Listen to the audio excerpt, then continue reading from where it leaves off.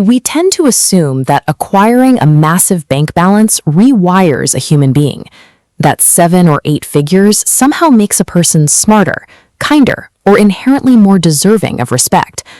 But the baseline reality at $0 is defined by systemic punishment. Standing at a bus stop in the rain, you are entirely invisible to the fast-moving traffic going by. If you overdraw your account by $4 for a coffee, the bank charges you a $35 fee.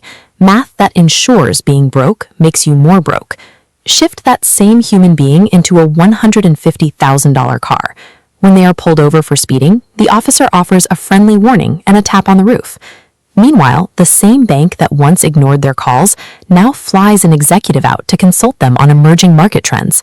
The person in the driver's seat hasn't undergone a moral evolution or achieved sudden financial genius.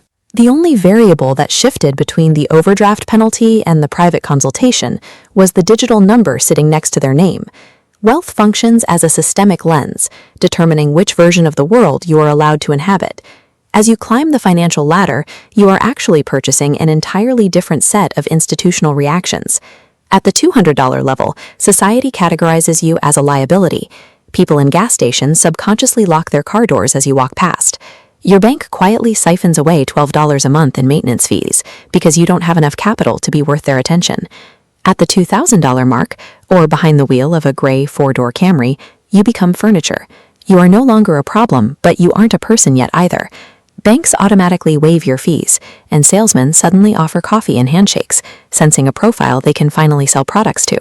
This shift is purely mechanical. Your financial metadata simply crossed a threshold that algorithmically reclassified your existence. The system didn't develop empathy, it merely updated your status from a risk to an asset. The algorithm processes the metadata and flips your profile. The same behaviors that triggered a penalty at $200 now trigger a waiver. You have transitioned from being a problem for the institution to being a profitable participant in its ecosystem. This is the currency of perception.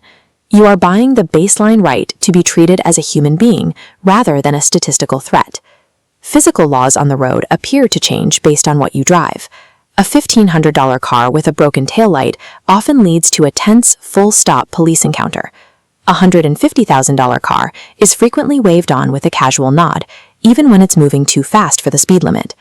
In the financial world, this manifests as the disappearance of standard rules. At $5 million, interest rates are no longer fixed numbers on a brochure, they are privately negotiated. The paperwork that takes a regular customer 2 weeks is handled in 48 hours because the system knows exactly whose account it is. This is exemption. Institutional boundaries stop applying uniformly as the system bends its own structures to accommodate the relationship. The rules that govern the public become negotiable terms for the wealthy. Rules do not break for money. They bend. And once they bend for you, you realize that what society calls the law often functions as a series of prices you can eventually afford to ignore. To buy back your time, you have to move past labor. Putting $10,000 into a boring dividend ETF yields $400 a year.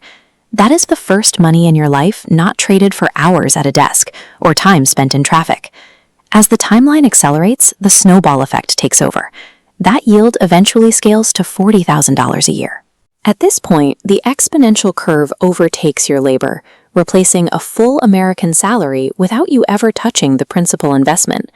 This math creates a new behavioral freedom. You gain the luxury of saying no to a boss because your basic existence is already funded. You stop trading 20 minutes of your life to save $4 on a purchase because you finally have enough capital to value your time. However, this distance creates a translation loss. When a friend describes the panic of a $300 rent hike, the number no longer feels like a threat in your bones. You remember the language of struggle, but you can no longer speak it fluently.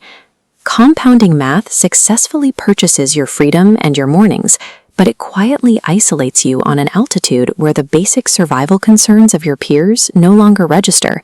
At the peak, the numbers reach an extreme.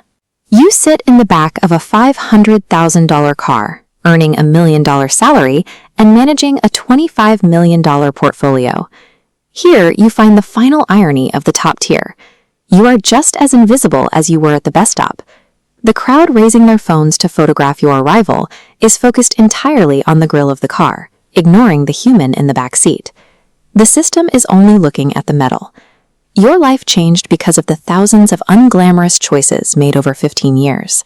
You worked 20 hours of overtime to stay positive, skipped the new phone to invest the difference, and drove a 2019 Toyota until the seats were down, while your coworkers mocked your $400 dividend check. Those years of staying disciplined while nothing visible happened forged a specific kind of psychological resilience. The habit of automating your paycheck and ignoring market drops became a permanent part of your character long before the account hit 6 digits. The final number on your screen reflects a decade of choosing patience when everyone else was buying distractions. It serves as a receipt for the person you became while nobody was watching.